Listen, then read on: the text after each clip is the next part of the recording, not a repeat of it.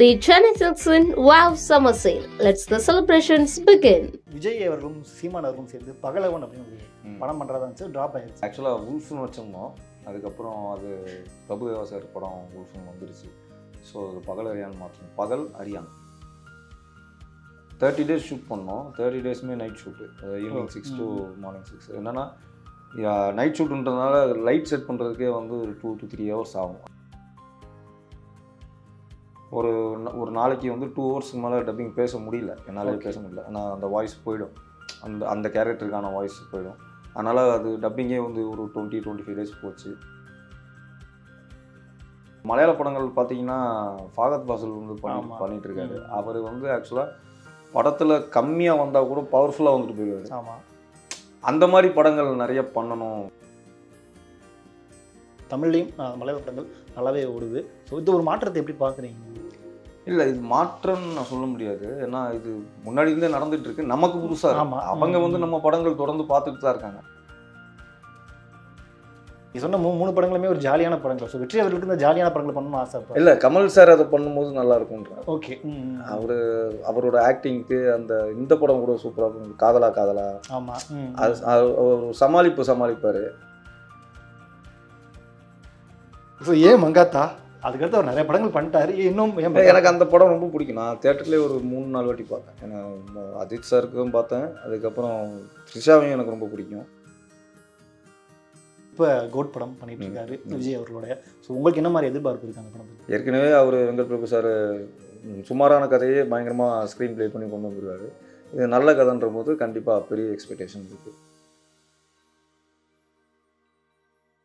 One India Tamil Filmibeat நேயர்கள் அனைவருக்கும் வணக்கம். நான் உங்கள் ரஞ்சித் கண்ணன். இந்த ஒரு சிறப்பான நேர்காணலில் நம்மளோட இணைஞ்சிருக்கக்கூடிய யார் அப்படின்னு பார்த்தீங்கன்னா 8 தோட்டாக்கள் ஜிபி மெமரிஸ் அப்படின்னு தொடர்ந்து நல்ல நல்ல படங்கள் நடிச்சிருக்கக்கூடிய நடிகர் வெற்றி அவர்கள் திரும்பவும் அவருடைய நடிப்பில் இந்த வாரம், அதாவது மே 24ஆம் தேதி ஒரு த்ரில்லர் திரைப்படமாக பகலறிவான் திரைப்படம் ரிலீஸ் ஆக போகுது. ஸோ அந்த திரைப்படம் பற்றி அவர்கிட்ட நிறைய விஷயம் எடுத்து தெரிஞ்சுக்கலாம். வணக்கம் பிரதர். வணக்கம். எப்படி இருக்கீங்க? நல்லா இருக்கேன். நீங்கள் எப்படி இருக்கீங்க? நல்லாயிருக்கும். ஸோ தொடர்ந்து படங்கள் வந்துகிட்டே இருக்குது. கொஞ்சம் பிஸியான ஆக்டராக மாறிட்டீங்களா இப்போ இண்டஸ்ட்ரியில்? ஆமாம், சந்தோஷமான விஷயம் தானே இது. ஓகே. ஆனால் இந்த படத்தினுடைய டைட்டில் ஃபஸ்ட் டைம் கேட்கும்போது எங்களுக்கு விஜய் அவர்களும் சீமான் அவர்களும் சேர்ந்து பகலவன் அப்படின்னு ஒரு படம் பண்ணுறதா இருந்துச்சு, ட்ராப் ஆயிடுச்சு. ஸோ அந்த டைட்டில் தான் ஃபஸ்ட் ஞாபகம் வந்தது. ஸோ இந்த டைட்டிலுக்கான காரணமும் அதுவாக இருக்குமா? இல்லை, இது ஆக்சுவலாக உல்ஃப்னு வச்சிருந்தோம். அதுக்கப்புறம் அது பிரபுதேவா சார் படம் உல்ஃப்னு வந்துருச்சு. ஸோ அது பகல் அரியான் மாற்றணும். பகல் அரியான், பகல் பார்க்காதவன் அப்படின்றது கதை வந்து ஒரு நைட்டில் நடக்கிற கதை. ஸோ அதனால தான் பகல் அரியான் வச்சுருக்கோம்.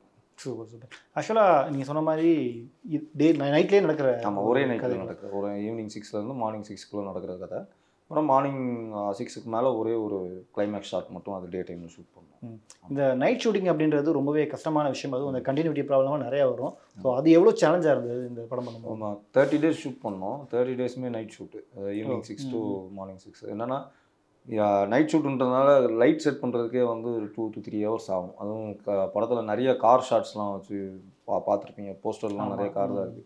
ஸோ அந்த காருக்குள்ளே லைட் செட் பண்ணுறது, கேமரா ஃபிட் பண்ணுறது, அதுக்கப்புறம் ஆர்டிஸ்ட்டை ஏற்றுறது. ஸோ அது கொஞ்சம் ஹெக்டிக்கான விஷயம்.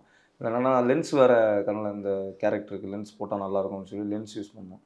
நான் முன்னாடி லென்ஸ் போட்டது கிடையாது. ஸோ ஃபஸ்ட் டைம் லென்ஸ் போடும்போது அது கண் கொஞ்சம் உறுத்தலாக வந்து ஒரு 4-5 நாள். ஸோ அது போக போக அப்படியே பழகிடுச்சு எல்லாமே. ஓகே. பட்டு லென்ஸ் போடணும்னு யோசிச்சிங்களா? எப்போயாவது தயக்கம் இருந்ததா? இல்லை, அது போட்டால் நல்லா இருக்கும்னு சொன்னாங்க. சரி போட்டு பார்ப்போம் அப்படின்னு சொன்னால் போட்டு பார்க்கும்போது அந்த கேரக்டருக்கு என்ன ஃபீல் பண்ணியிருந்தோமோ அது ஓரளவுக்கு கிடச்சிது. அது மானிட்டரில் பார்க்கும்போது சரி ஓகே அப்போ ஃபிக்ஸ் பண்ணிக்கலாம் அப்படின்னு ஃபிக்ஸ் பண்ணோம். ஓகே. ஆக்சுவலாக இந்த படத்தில் ஷூட்டிங்கே கிட்டத்தட்ட ஒரு 2 வருஷமாக போயிட்டு இருந்துச்சுன்னு நினைக்கிறேன். நம்ம இல்லை ஷூட்டிங் போல் போஸ்ட் ப்ரொடக்ஷன். ஷூட்டிங் வந்து ஒரே ஷெடியூலில் முடிச்சிட்டோம். திருப்பூர் போனோம். டைரக்டர் திருப்பூர் தான், அவர் சொந்த ஊர். ஸோ திருப்பூரில் போய் நம்ம ஒரு 30 daysல கரெக்டாக பிளான் பண்ண மாதிரி ஷூட் முடிச்சிட்டோம். போஸ்ட் ப்ரொடக்ஷன் தான் ரொம்ப டைம் ஆச்சு. ஏன்னா அந்த டப்பிங் பேசும்போது கொஞ்சம் பேஸ் வாய்ஸில் பேசணும், கொஞ்சம் வாய்ஸ் மாற்றி பேசணும் அப்படின்னு ஒரு நாளைக்கு வந்து 2 hours மேலே டப்பிங் பேச முடியல, என்னாலே பேச முடியல. ஏன்னா அந்த வாய்ஸ் போயிடும், அந்த கேரக்டருக்கான வாய்ஸ் போயிடும்.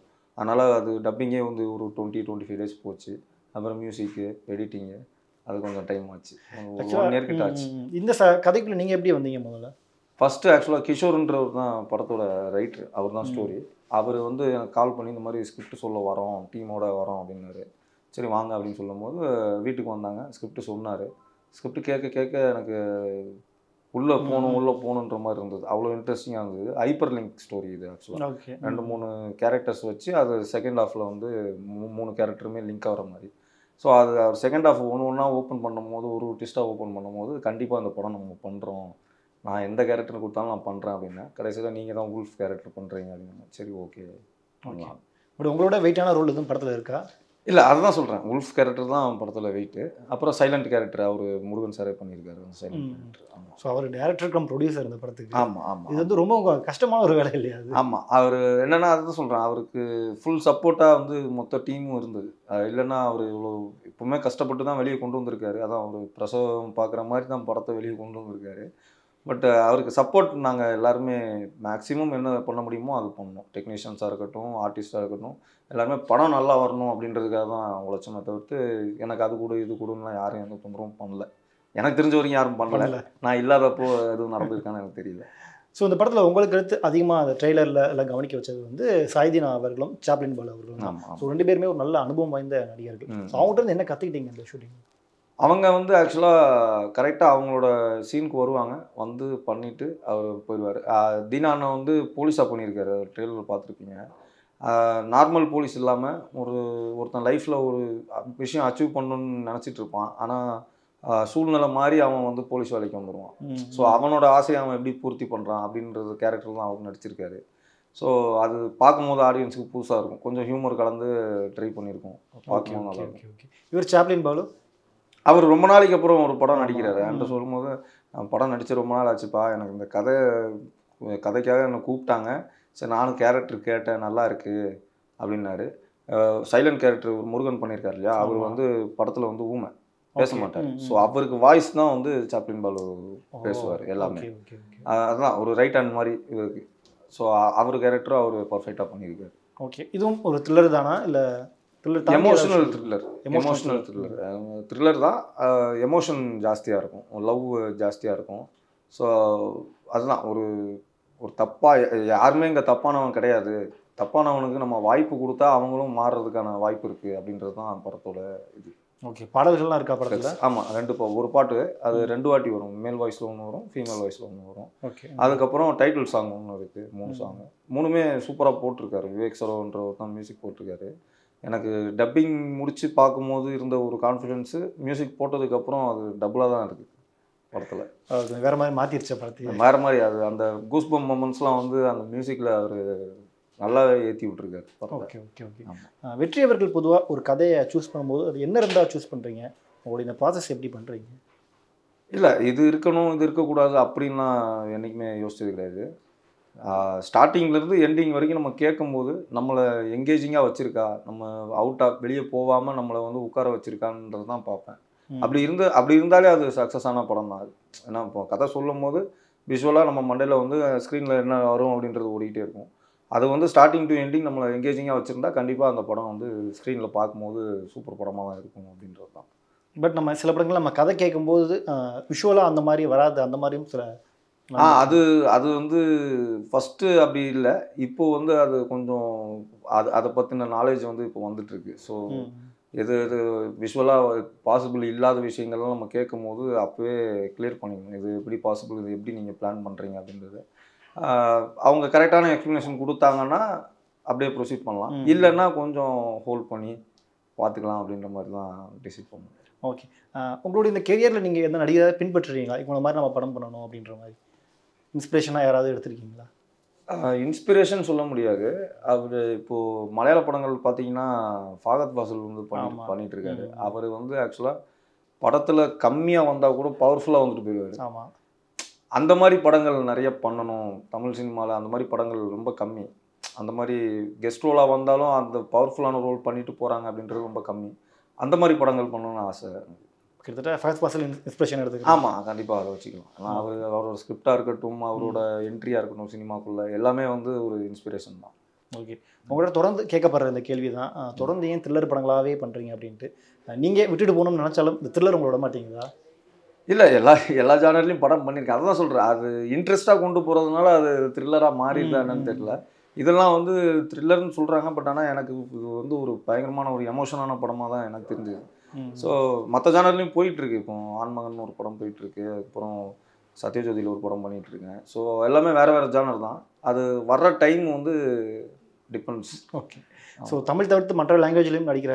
ஆமாம், நடிச்சிட்டு இருக்கேன். இப்போ தெலுங்குல ஒரு படம் பண்ணிட்டு இருக்கேன். யார் கூட? தெலுங்குல புது டைரக்டர். இப்போ தமிழில் வந்து ஜின்னு சொல்லிட்டு ஒரு படம் பண்ணாங்க, அந்த டீம் தான்.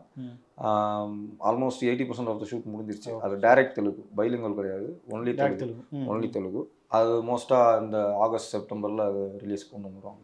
So okay. ஸோ அடுத்து எப்படி கொஞ்சமாக மலையாள படங்கள் நிறையா வந்துட்டு இருக்கு. பட் லாங்குவேஜ் பேரியர் இருக்கிறதுனால கொஞ்சம் ஃபில்டர் பண்ணி நல்ல டீமாக இருந்தால் தான் கமிட் பண்ணுறேன். ஏன்னா நல்ல டீமாக இல்லாமல் நம்ம பாட்டுக்கு போய் கமிட் பண்ணிட்டோம்னா அங்கே லாங்குவேஜும் தெரியாது, ஒன்றும் பண்ண முடியாது அப்படின்னு சொல்லிட்டு கொஞ்சம் பொறுமையாக ஹேண்டில் பண்ணிட்டு. ஸோ கூடிய சீக்கிரம் ஒரு பேன் இண்டியா ஆக்டராக எதிர்பார்க்கலாம் அவங்கள? இல்லை, இப்போ இருக்கிற எல்லாருமே பேன் இண்டியா தாங்க. ஓடிடியில் படம் வந்துருச்சுனாலே அது பேன் இண்டியா தானே. எல்லா லாங்குவேஜ்லையும் பார்க்கலாம். ஸோ நல்ல கண்டென்ட் கிடச்சா கண்டிப்பாக எந்த லாங்குவேஜ்னாலும் பண்ணுவேன். ஓகே. ஆனால் இன்றைக்கி சுச்சுவேஷனில் வந்து இந்த சின்ன சின்ன படங்களுக்கு தேட்டர் கிடைக்கிறது அப்படிங்கிறது ஒரு மிகப்பெரிய சிக்கலாக இருக்குது. ஒரு சக நடிகராக இந்த இஷ்யூ எப்படி பார்க்குறீங்க? இல்லை, அதுதான், அது ஆடியன்ஸோட மைண்ட் செட்டு தான்.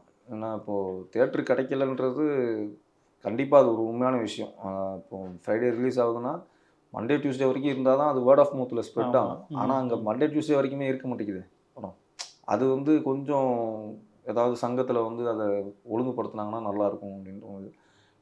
பெரிய படங்கள் சின்ன படங்கள் அப்படின்னு கம்பேர் பண்ணாமல் நல்ல படங்கள், கண்டென்ட் படங்கள் வந்து ஆடியன்ஸ் சப்போர்ட் பண்ணால் இன்னும் நல்லாயிருக்கும்.